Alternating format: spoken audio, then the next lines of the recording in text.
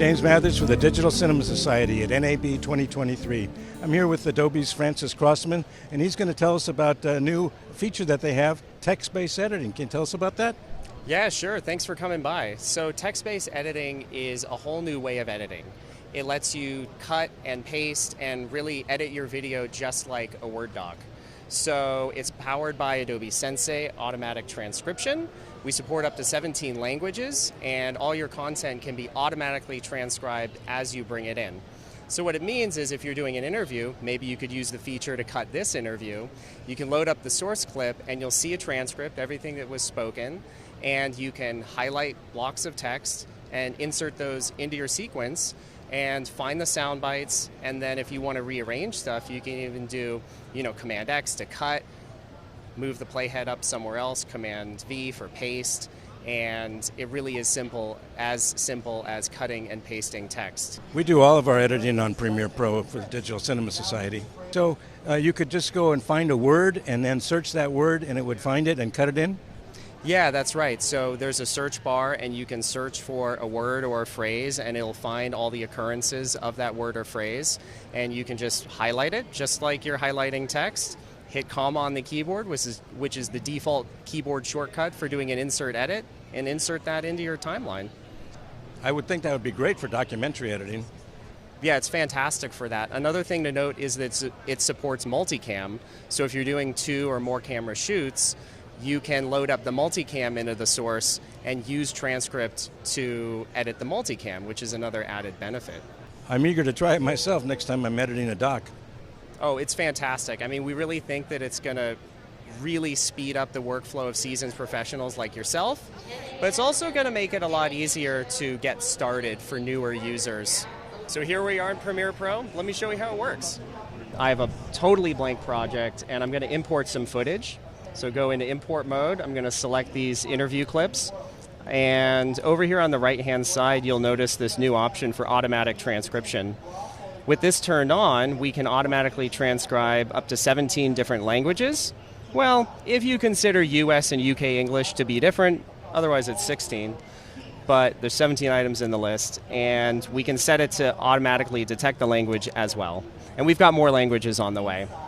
We can automatically detect different speakers, so it can separate them, and you can identify them, and I'll show you that in a second. And we can set it to automatically transcribe all the clips that you import into your project. So I'm going to do that now. I'm going to hit import, and I've got a couple of clips coming in. So if I open this up, over here on the left-hand side, we'll see the transcript panel. Your arm's getting long. And what this is doing is it's transcribing in the background. So this is Adobe Sensei going through and finding all the words and transcribing it. And it's actually pretty quick, and it's very accurate as well. So in just a second here, we'll have the transcript. The thing to note, though, is that these other clips in my sequence, those are transcribing in the background as well. So while I am getting the speakers identified for this one, those other ones are going to get transcribed. So the first speaker is the filmmaker who's asking the questions. I guess I could name him James. And then there's Jason, who is the fellow on screen being interviewed, and he's the creative director for the Sundance Film Festival. So first thing I want to do is, like any good interview, is get an introduction. So I'm going to search for his name, Jason. And here it is. It's going to find all the instances of where the word Jason was spoken. And I can just select this. And now there's a couple of ways that I can insert this into my project. I can, right-click and choose context menu.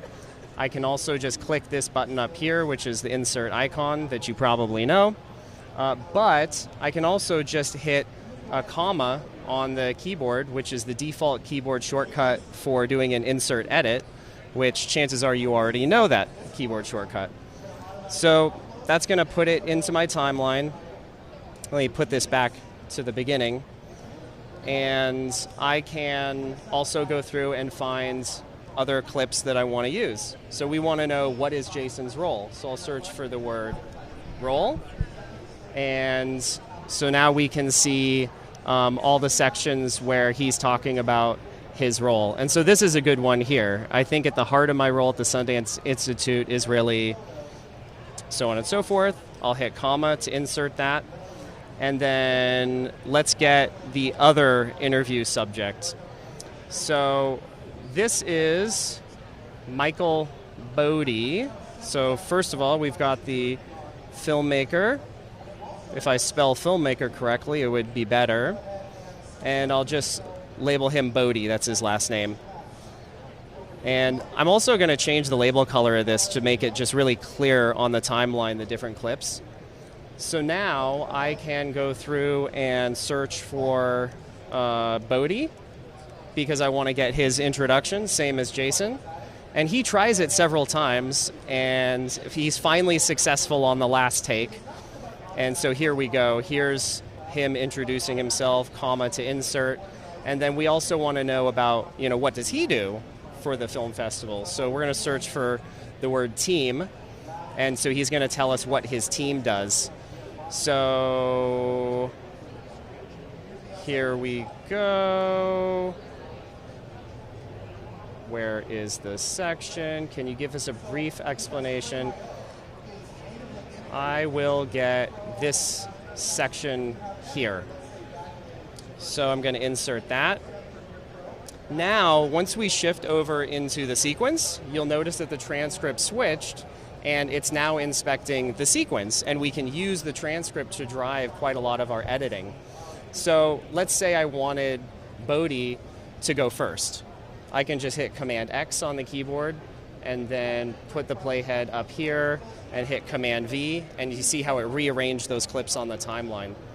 Also, Michael was fairly long-winded in his explanations, so if we want to trim this down, I can just select that. You'll notice it draws in and out points on the timeline, and I can hit delete, and it just does a ripple delete, as you would expect. And we can also notice that there are these 3 dots showing up periodically throughout the interview, and these are pauses. So you can select a pause and hit delete, select another pause and hit delete.